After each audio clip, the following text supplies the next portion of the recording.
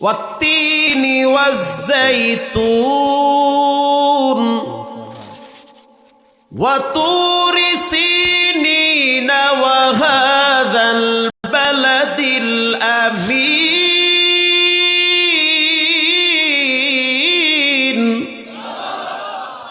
আল্লাহ রাব্বুল আলামিন বলেন, তিন ফলের কসম। তিন একটা ফলের নাম ব্যবহার করলে ক্যান্সার রোগও চলে যাবে, থাকবে না। জাইতুন একটা ফলের নাম, ওখান থেকে তেল তৈরি হয়। জাইতুনের তেল বড় দামি তেল।